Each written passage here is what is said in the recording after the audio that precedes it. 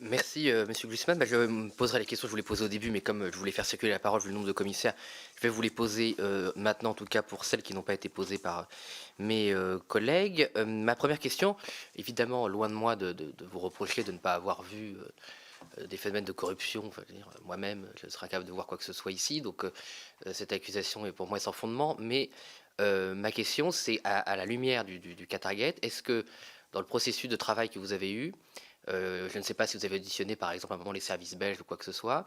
Est-ce que vous aviez, sans du tout révéler ces auditions, mais est-ce que vous aviez eu conscience ou peut-être de la gravité, est-ce que vous avez alerté, ou que ce soit en Europe d'ailleurs, de la gravité peut-être des réseaux d'influence qatari, ou au contraire, est-ce que vous avez eu le sentiment, aussi d'ailleurs en tant que personne, qu'on ne vous avait pas informé, ou que les différents services à travers l'Europe que vous avez auditionnés ne vous avez pas informé de ce réseau, de leur ampleur, ce qui d'ailleurs pourrait concerner aussi, éclairer la façon dont on travaille avec les limites de notre travail.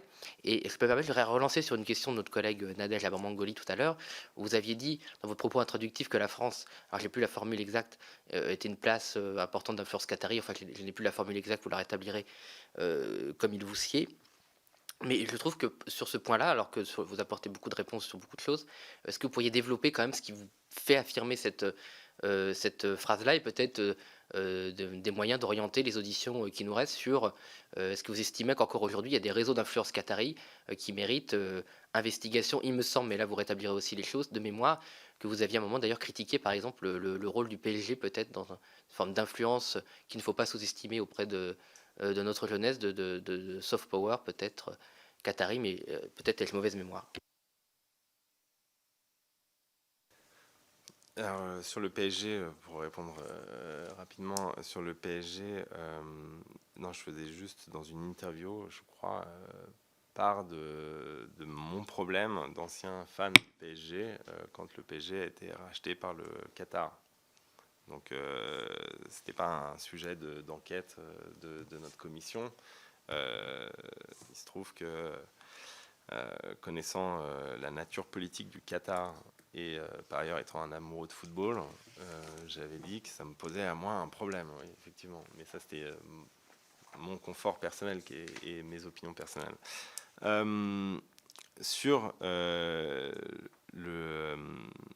sur le Qatargate, on avait auditionné avant les services belges, évidemment. Enfin, on avait eu une audition avec les services belges à huis clos. Mais on n'avait pas parlé, là je parle sous votre contrôle, ouais, c'était avant le Qatargate, mais ils ne nous avaient pas parlé du tout du Qatar. Mais je suppose, en fait j'en sais rien, je vous le dis, mon interprétation c'est aussi qu'ils avaient une enquête qui était extrêmement discrète menée et que le dernier lieu où ils viendraient en parler, c'est bien le Parlement européen, puisque le Parlement européen était l'objet de l'enquête, enfin des gens du Parlement européen étaient l'objet de l'enquête. Donc c'est toute la limite, encore une fois, d'une commission parlementaire. C'est-à-dire qu'ils avaient bien conscience que... non, il n'y a pas de serment. Non, il n'y a pas de serment. Mais objectivement, je comprends la logique des services belges à ce moment-là, alors qu'ils font une enquête que personne ne soupçonne au sein des institutions européennes. Je veux dire, il aurait été compliqué. Donc maintenant, est-ce qu'on avait rencontré le Qatar? Oui. Est-ce qu'il y a eu des conflits politiques sur la question du Qatar? Oui. Est-ce que, à des moments donnés, des prises de position semblaient vraiment lunaires s'agissant des droits sociaux au Qatar, par exemple? Évidemment.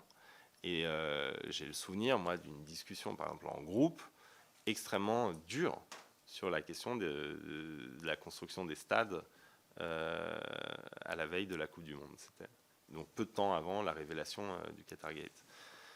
Est-ce qu'on a eu, nous, vent à aucun moment, en fait, on pouvait soupçonner le modus operandi et l'ampleur du réseau. Donc, encore une fois, on a interagi, oui, avec les services belges. Par contre, ils nous ont pas parlé et on comprend pourquoi ils nous en ont pas parlé à ce moment-là. Enfin, pourquoi ils n'en parleraient pas au Parlement européen. Et d'ailleurs, je pense à personne d'autre qu'eux-mêmes, ou voire peut-être à des services amis, mais c'est bien les seules institutions avec lesquelles il parlait à l'époque. Sur la question,